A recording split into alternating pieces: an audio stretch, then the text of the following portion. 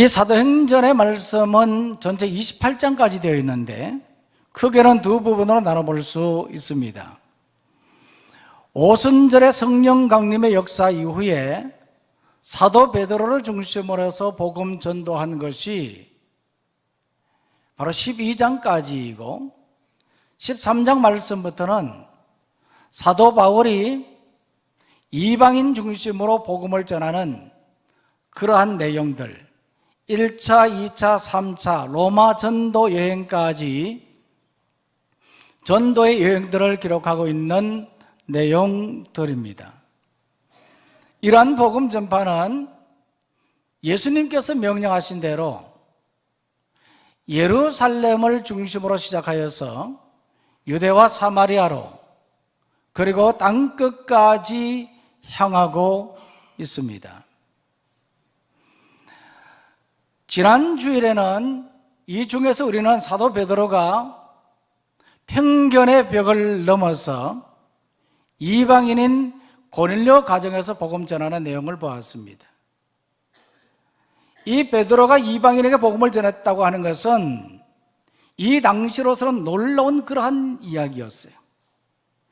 거의 상상도 할 수 없는 그런 이야기였지만은 그런 편견의 벽을 뛰어넘어서 이방인들에게 사도 베드로가 복음을 전했습니다. 오늘은 사도 바울이 1차 전도 여행 중에 비시디의 안디옥에 이르렀을 때에 그곳에서 복음을 전했던 내용을 보고자 합니다. 사울이 바울이 되고 예수를 박해했던 자가 복음을 전하는 사도가 되었다고 하는 것은 이것은 놀라운 그러한 하나님의 역사입니다. 바울이 어떻게 복음을 전하는 사도가 되었을까요? 이미 우리는 잘 알고 있습니다만은 그런 다메섹 도상에서 누구를 만났습니까? 부활의 주님을 만났거든요. 예수 그리스도를 믿는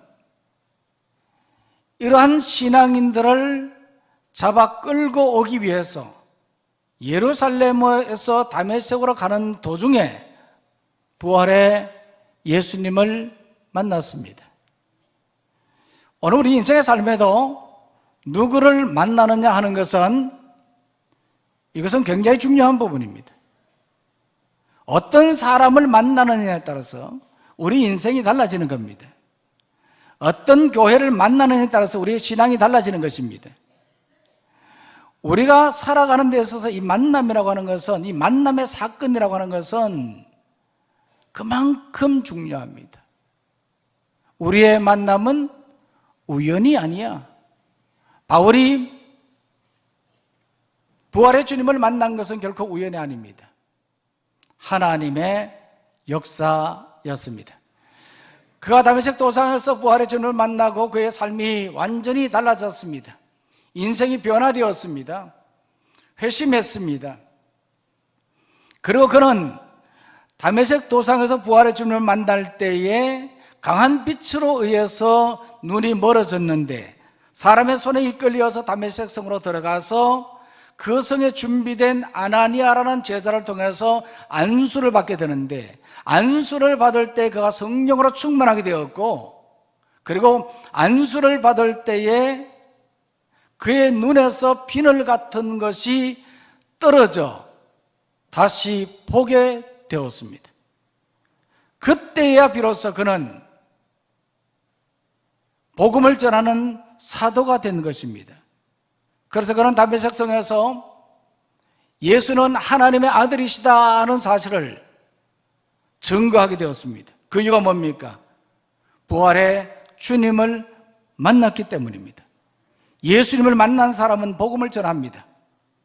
예수님이 어떤 분이신가 하는 것을 분명하게 전할 수 있게 되는 것이거든요.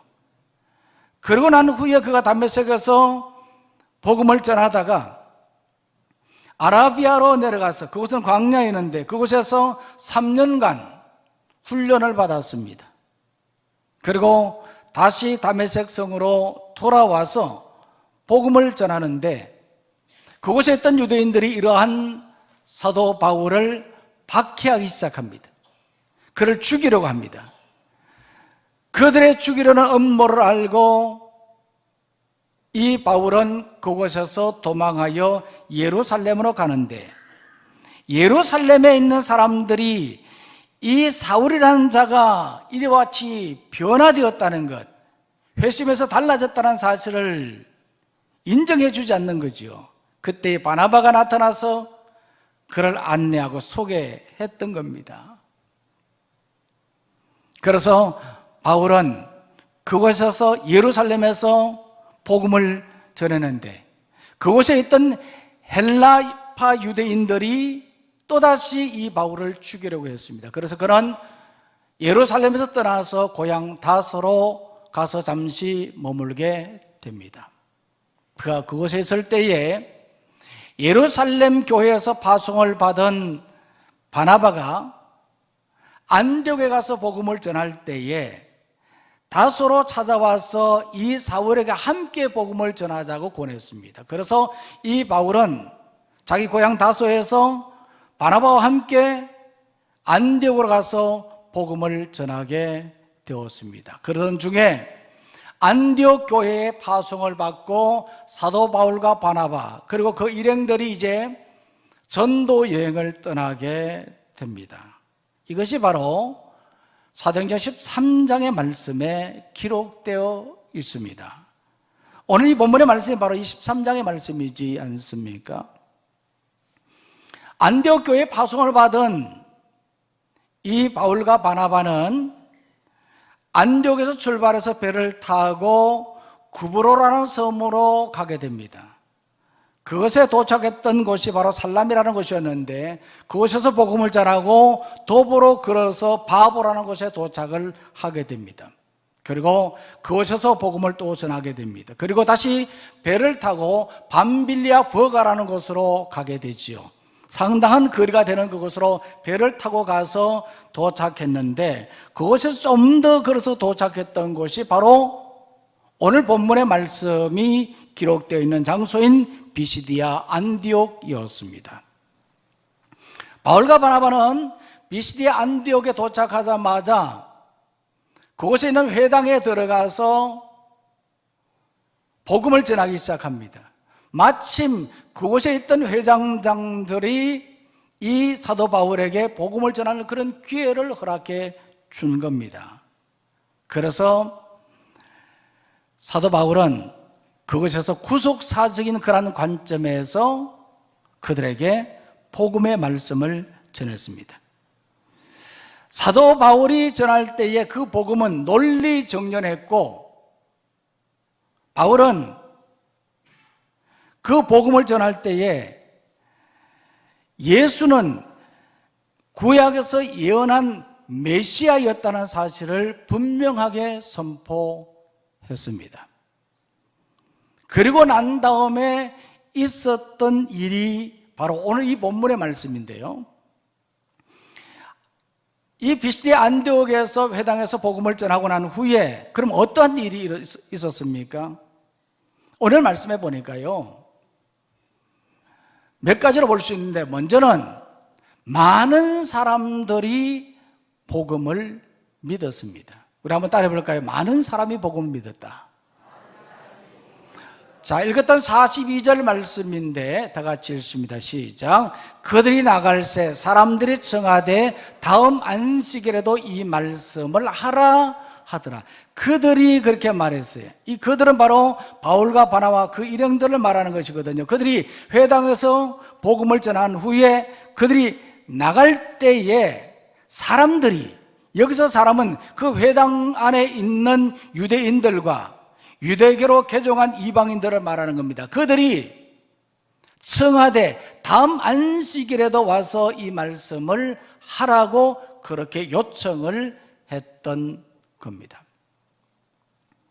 이 당시에 이 회당에서는요, 매 안식일만 되면 이와 같이 유대인들이 모여서 그들은 율법과 선지자의 글을 읽고 강론을 했습니다. 그런데 바울이 전한 복음의 말씀을 들은 그들은 큰 감동을 받고 그곳에 있던 많은 사람들이 복음을 믿었습니다. 이처럼 회당에 모인 사람들은 바울이 전한 복음을 듣고 믿었습니다. 그리고 다음 안식일에도 와서 이 말을 하라고 요청을 받았던 겁니다. 자, 이 말씀에서 우리가 중요한 부분은 그들이 말씀을 들었다는 겁니다. 듣고 믿었다는 겁니다. 오늘 우리도 말씀을 듣기를 원합니다.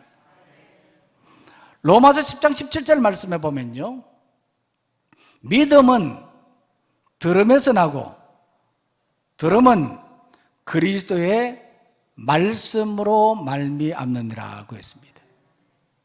믿음은 어디서 난다고요?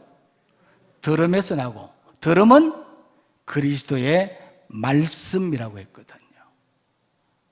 우리가 그리스도의 말씀, 하나님의 말씀을 들어야 되는 것입니다.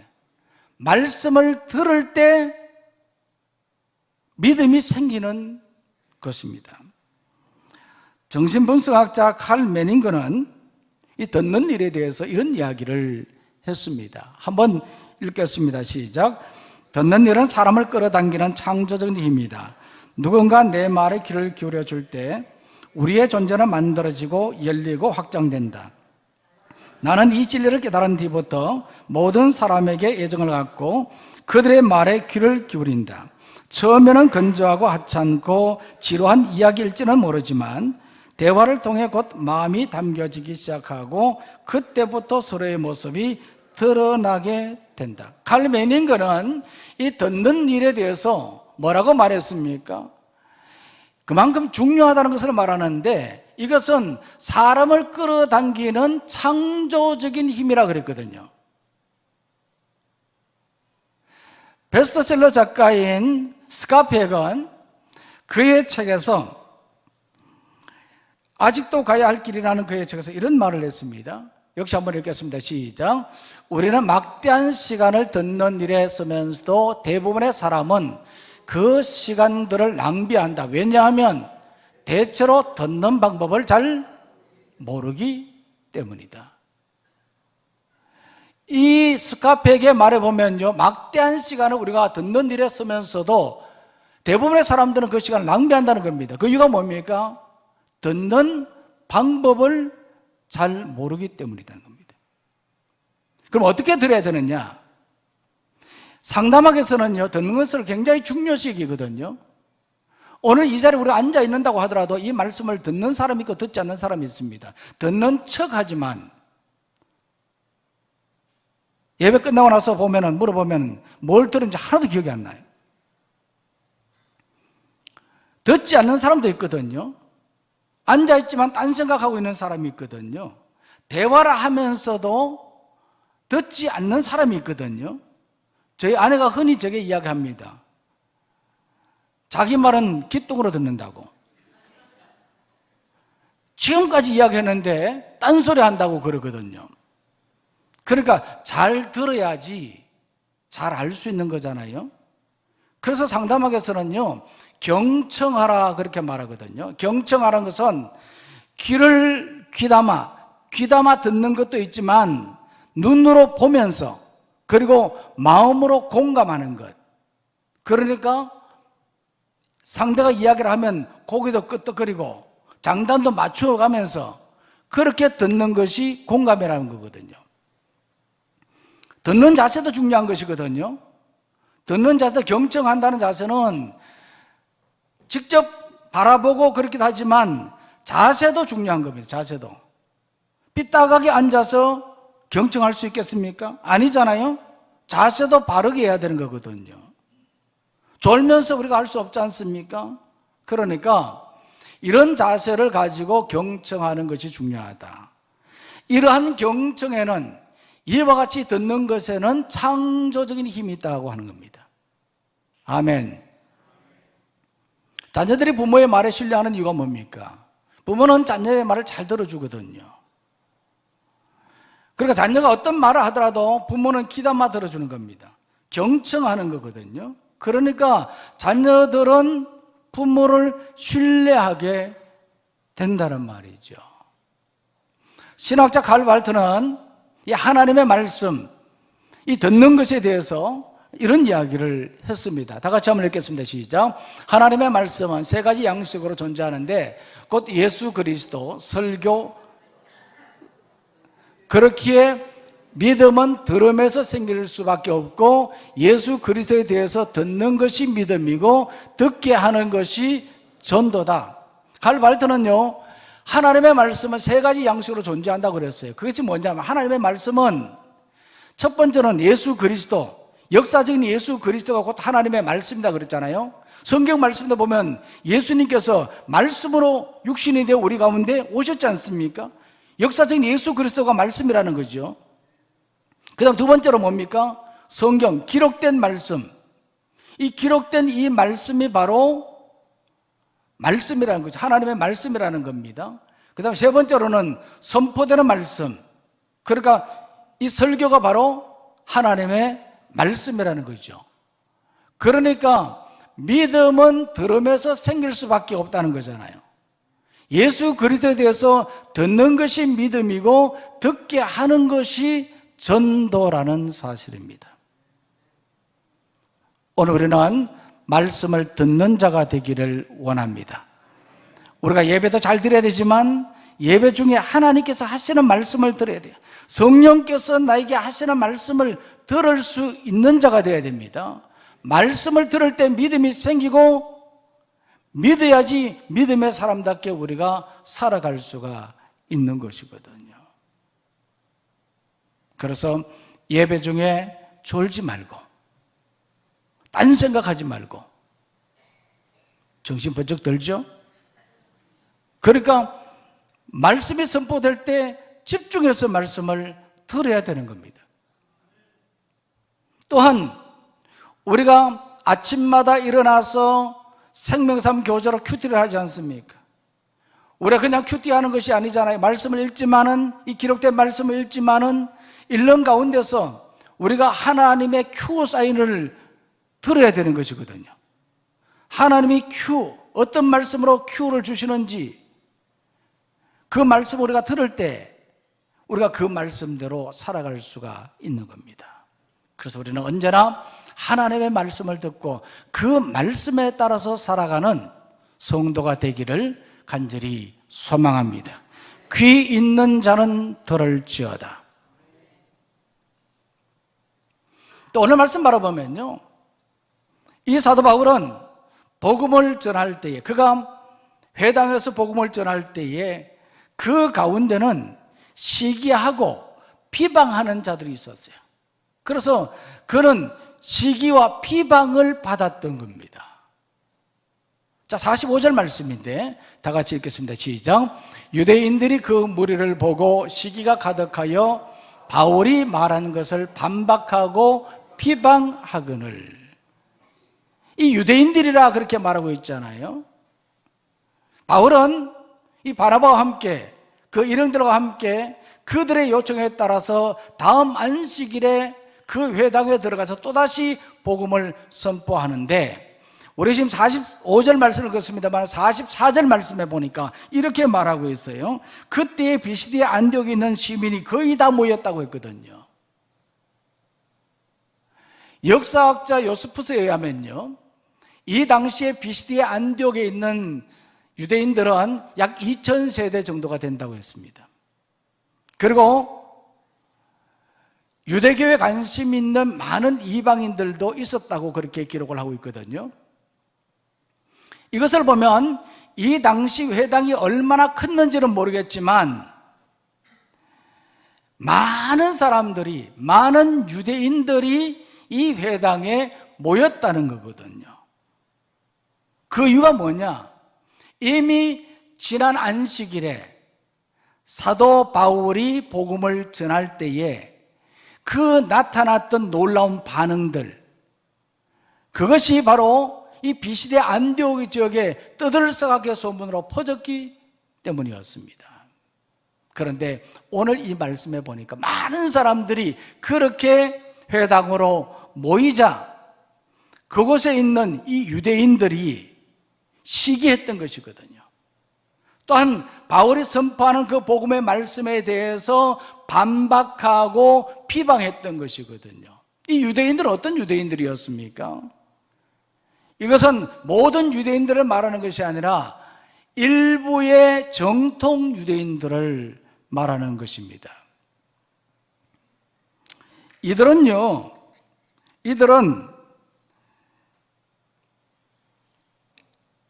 이 바울의 설교를 비난하고 비방했던 그 이유는 그들의 공동체를 심각한 위기에 빠뜨린다고 느꼈기 때문이거든요. 이들은 어려서부터 하나님을 알고 하나님께 예배했던 자들인데 바울이 전한 그 복음의 가치, 복음의 진리를 그들은 알지 못했기 때문에 이와 같이 비방하고 비난했던 것입니다. 그래서 46절 말씀에 보니까 사도 바울이 그들에게 이렇게 말했습니다. 하나님의 말씀을 마땅히 먼저 너희에게 전하려고 했지만 너희가 그것을 거부하고 버렸기에 이방인들에게로 향하게 되었다, 그렇게 말했습니다. 이처럼 회당 안에서요, 어떤 자는 복음의 말씀을 믿었고 어떤 사람은 거부를 했다는 겁니다. 똑같은 장소에서 똑같은 사람들에게 똑같이 복음의 말씀을 전했지만 결과는 달랐습니다. 받아들이는 사람이 있었고 받아들이지 않는 사람이 있었다는 거죠. 언젠가 제가 한번 말씀을 드린 적이 있습니다. 정신의학자 아론 벡은 환자를 치료하다가 이런 의문을 가졌습니다. 왜 똑같은 증상을 똑같이 치료해도 사람마다 결과가 다를까? 똑같은 증상이면 똑같은 방법으로 치료하면 똑같이 효과가 나타나야 되지 않습니까? 그런데 결과가 달랐다는 겁니다. 여기에 대한 의구심을 가지고 과학적인 원인이 아닌 다른 곳에 이유가 있을 것으로 생각을 하고 환자들을 자세히 면담을 하고 조사하면서 치료 효과에 영향을 주는 요인을 찾았다는 겁니다. 그 요인이 무엇인지 아십니까? 이러니까요, 제가 했던 설교를 또 해도 여러분들이 분명히 모를 것 같습니다. 한번 이야기했던 것이거든요. 그 요인이 바로 믿음입니다. 예를 들어서요, 환자가 의사에 대해서 믿음을 가지느냐 갖지 못하느냐에 따라서 결과가 달라진다는 거예요. 의사는 똑같은 방법으로 똑같이 그렇게 치료를 했는데, 그런데 나타나는 결과가 달라지는 것은 그 환자가 의사에 대한 얼마나 신뢰하고 믿느냐에 따라서 결과가 달라진다는 것이거든요. 이만큼 믿음이 중요하다는 것을 말합니다. 어느 공동체든지 의견에 신뢰하고 찬성하는 사람이 있는 반면에 반대하는 사람도 반드시 있다고 합니다. 왜 반대하는지 그 이유는 알 수는 없지만 연구 결과에 보면 반드시 그렇다고 합니다. 정말 신기하지 않습니까? 그 만장일치라고 하는 것은 사실은 쉽지 않는 부분이죠. 그러나 생각이 다르고 판단이 다르기 때문에 반대는 할 수는 있어도 시기하거나 비방해서는 안 되는 겁니다. 이것은 올바른 모습이 아닙니다. 교회 안에서도 마찬가지입니다. 어떤 일이든지 꼭 반대하는 사람이 있습니다. 아무리 선을 행하고 아무리 좋은 취지에서 일들을 진행한다고 하더라도 반대하는 사람이 있다는 거죠. 신기하지 않습니까? 100%는 없다는 거거든요. 그러나 반대는 할 수는 있어도 비방하거나 비판해서는 안 되는 겁니다. 이것은 그 사람에게는 불행한 일입니다. 왜냐하면 그러한 삶을 살면 그 결과가 잘 되겠습니까? 잘 되지 않기 때문에 그런 것이죠. 우리나라 교회사에 보면요, 아름다운 이야기가 있습니다. 이 사역훈련을 마치고 졸업여행을 가신 분들은 이야기를 직접 가서 다 들은 이야기인데요, 전북 김제에 있는 금산교회는 1905년에 루이스 테이트 선교사에 의해서 설립이 되었습니다. 이 금산교회는요, 처음에는 조덕삼이라는 사람의 사랑제에서 출발했는데 그 후 조덕삼의 집에 마부로 들어온 이자익이라는 젊은이가 먼저 예수님을 믿고 신앙생활하던 조덕삼을 따라서 함께 한 교회에서 신앙생활을 하기 시작했습니다. 그들은 주인과 마부의 관계, 주종관계에 있었지만은 그러나 서로 존경하고 또 서로 그리스도 안에서 사랑의 관계를 유지했다고 합니다. 그런데 마침 그 교회에서 이제 처음으로 장로를 뽑는데, 장로 선출을 하는데 누가 되었습니까? 마부 이자익이 장로로 선출된 것입니다. 교회는 발칵 뒤집어졌습니다. 이거 수습을 어떻게 할 건가?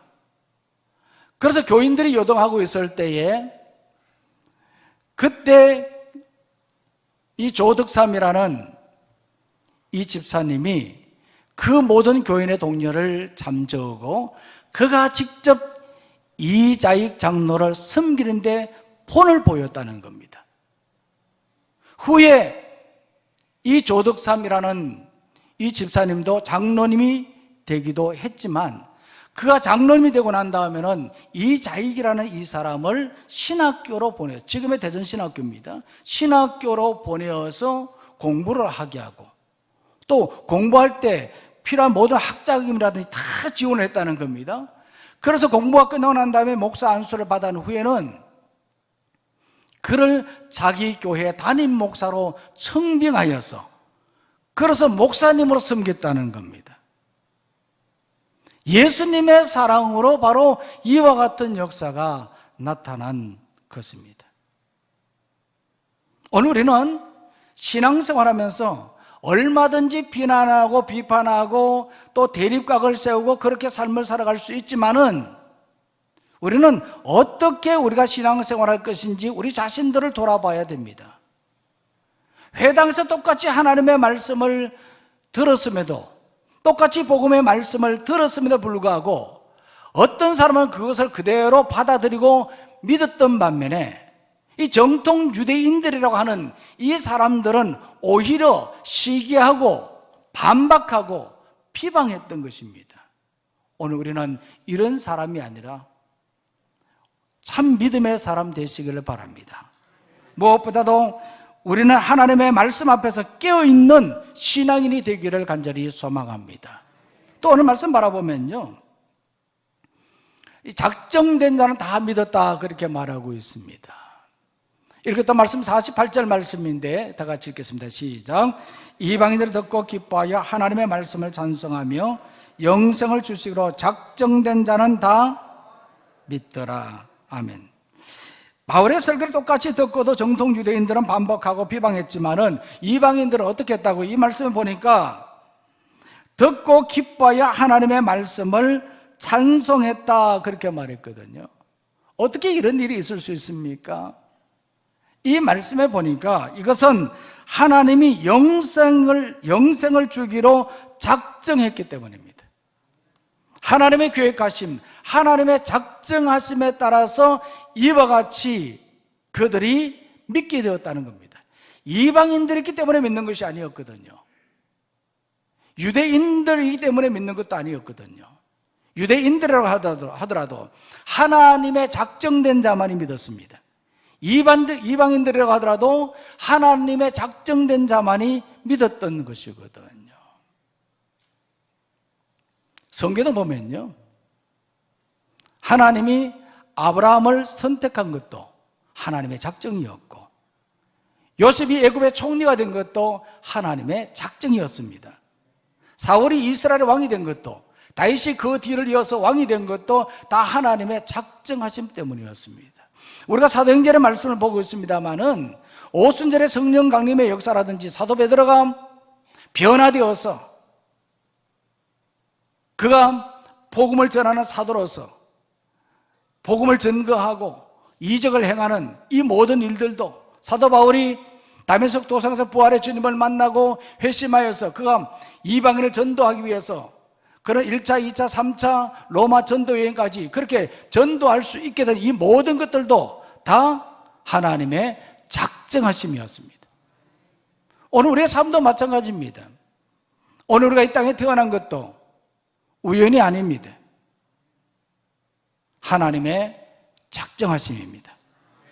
부모를 만난 것도, 남편과 아내를 만난 것도, 예수님을 믿게 된 것도, 우리 서연교회를 다니게 된 것도, 아멘 안 해도 그렇습니다.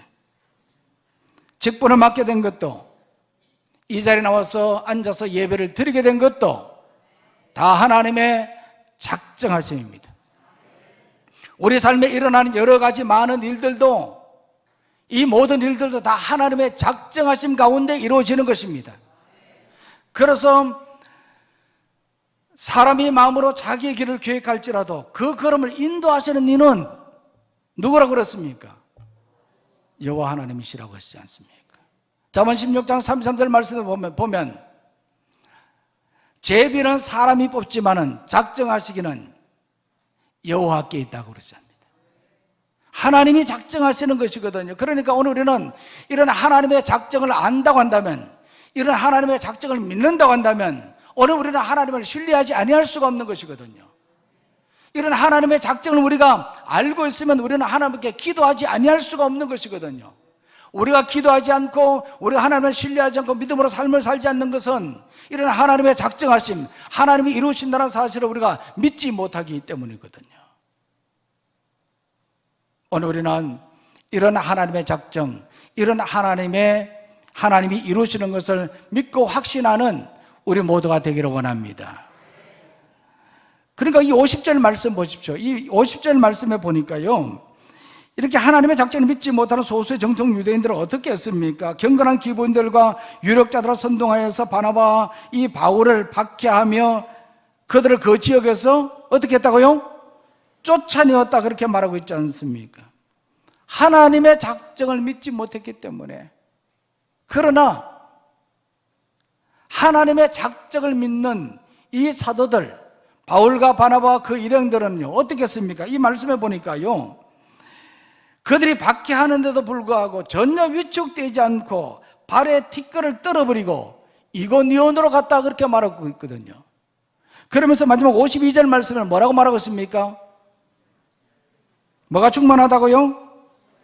기쁨과 성령이 충만하다 그랬지 않습니까? 하나님의 작정을 믿기 때문입니다. 하나님의 작정을 믿는 사람은 어떠한 박해와 어떤 어려움 속에서도 기쁨과 성령이 충만한 것이거든요. 이런 우리의 신앙의 삶이 되기를 간절히 소망합니다. 오늘 우리는 이런 하나님의 작정을 믿고 하나님이 이루신다는 것을 우리가 확신하고 주어진 신앙의 삶을 신실하게 살아가는 우리 모두가 되기를 간절히 소망합니다. 오늘 우리가 찬송을 하나 하고 우리가 기도하려고 그랬는데 시간이 좀 지나가서 찬송을 하지 않도록 하겠습니다. 이 시간 우리가 한번 통성기도를 한번 우리가 결단하는 기도를 했으면 좋겠습니다. 무엇보다도 우리가 바울처럼 복음을 전하게 해달라고 여러분 위해서 기도하시면 좋겠습니다.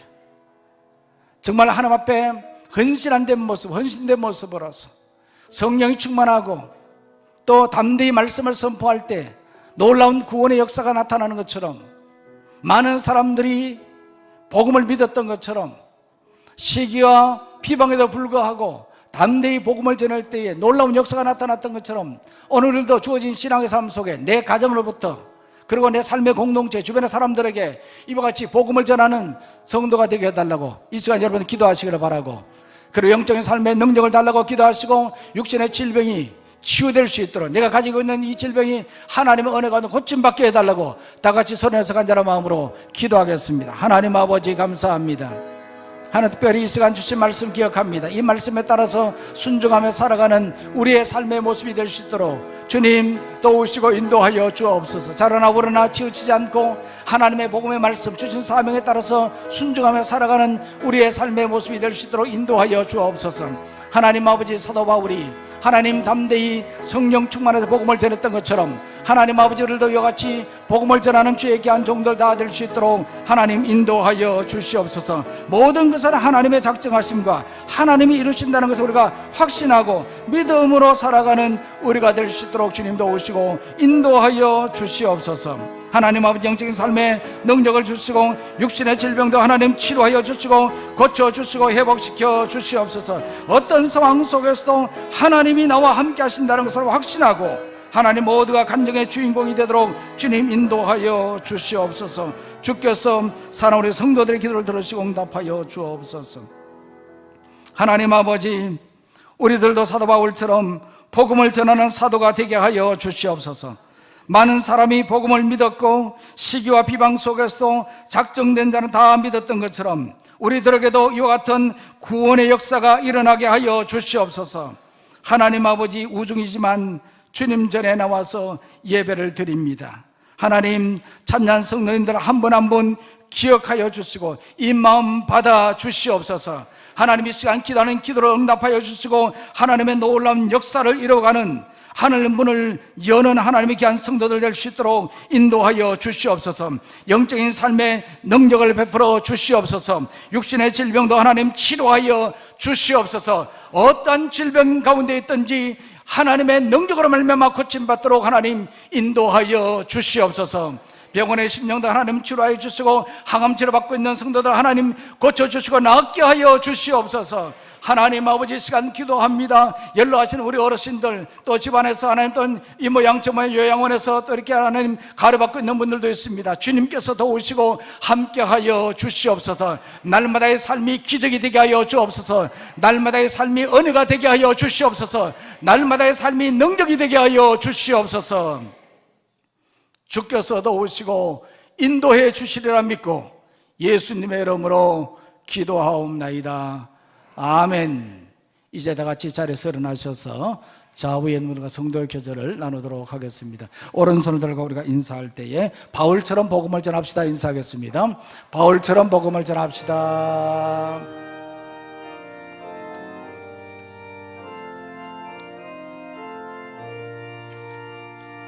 주 이름으로 모였던 우리가 지금 헤어질 때에 언제나 함께 하시며 평안케 하소서.